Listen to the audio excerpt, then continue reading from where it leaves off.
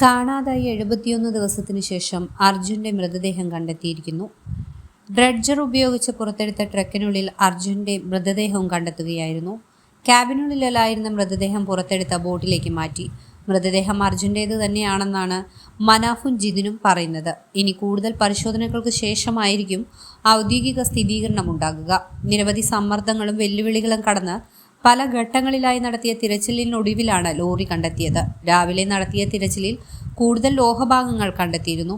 വേലിയിറക്ക സമയത്താണ് ലോഹഭാഗങ്ങൾ പുറത്തെത്തിച്ചത്. അർജുന്റെ ലോറിയായ ഭാരത് ബെൻസിന്റെ ബാക്ക് ബമ്പറിന് സമാനമായ ഭാഗം ഡ്രഡ്ജിങ്ങിൽ കണ്ടെത്തിയത് അർജുൻ സഞ്ചരിച്ചിരുന്ന ലോറിയുടെ ക്രാഷ് ഗാർഡ് ആണെന്ന് സംശയിക്കുന്നതായി ലോറി ഉടമ മനാഫ് പറയുകയും ചെയ്തിരുന്നു. നേരത്തെ തിരച്ചിലിൽ അർജുന്റെ ലോറിയിലേതെന്ന് സംശയിക്കുന്ന കയർ കണ്ടെത്തിയിരുന്നു. കയർ അർജുന്റെ ലോറിയിലേതാണെന്ന് തിരിച്ചറിഞ്ഞിട്ടുണ്ടായിരുന്നു. ഇതിനു പിന്നാലെ നടന്ന തെരച്ചിലിലാണ് നിർണായക കണ്ടെത്തലുണ്ടായത്. റിട്ടയർഡ് മേജർ ജനറൽ ഇന്ദ്രപാലൻ രേഖപ്പെടുത്തിയ കോൺടാക്ട് പോയിന്റ് 2-വിൽ വെച്ചാണ് വാഹനം കണ്ടെത്തിയത്. ജൂലൈ 16-ന് ഷിരൂരിലുണ്ടായ മണ്ണിടിച്ചിലിലാണ് അർജുനനെ കാണാതായത്. അർജുനനൊപ്പം ലോറിയും കാണാതായി. അർജുനനെ കാണാനില്ലെന്ന് കാണിച്ച മാതാപിതാക്കൾ പരാതി നൽകിയെങ്കിലും തുടക്കത്തിൽ അലസ മനോഭാവമാണ് ഭരണകൂടം കാണിച്ചത്. സംഭവം വിവാദമാവുകയും കേരളത്തിന്റെ ഇടപെടലുണ്ടായതിനും പിന്നാലെ തെരച്ചിൽ നടത്താൻ ഭരണകൂടം തയ്യാറായി. പ്രദേശത്ത് മണ്ണിടിയാനുള്ള സാധ്യത കൂടി കണക്കിലെടുത്തിയായിരുന്നു ജില്ലാ ഭരണകൂടം തെരച്ചിൽ നടത്തിയത്.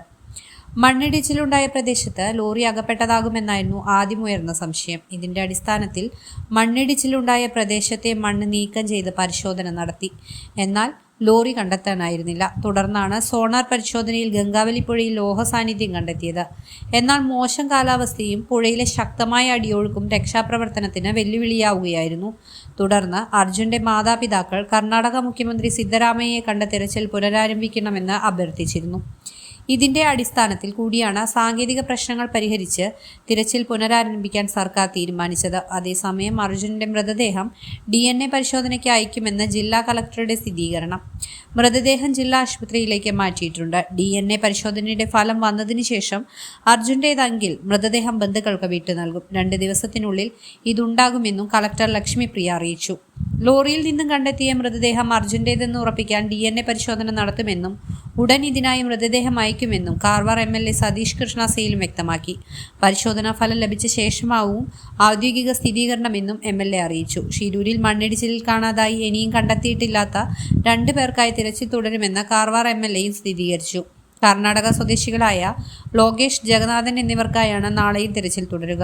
ദൗത്യത്തിനൊപ്പം നിന്ന മാധ്യമങ്ങൾക്കും MLA നന്ദി പറഞ്ഞു. ഷിരൂരിൽ മണ്ണിടിച്ചിലിൽ കാണാതായ കോഴിക്കോട് കണ്ണാടിക്കൽ സ്വദേശി അർജുന്റെ മൃതദേഹം ഗംഗാവലി പുഴയിൽ നിന്നാണ് കണ്ടെത്തിയത്. ലോറിയുടെ ക്യാബിനുള്ളിലാണ് മൃതദേഹം കണ്ടെത്തിയത്. പുഴയിൽ നിന്ന് അർജുന്റെ ലോറിയും പുറത്തെടുത്തു. അർജുനെ കാണാതായി 72 ദിവസമാണ് മൃതദേഹവും ലോറിയും കണ്ടെത്തുന്നത്. പുഴയിൽ 12 മീറ്റർ ആഴത്തിൽ കണ്ടെത്തിയ ലോറി ഉച്ചയ്ക്ക് 3 മണിയോടെയാണ് പുഴയിൽ നിന്ന് പുറത്തെടുത്തത്.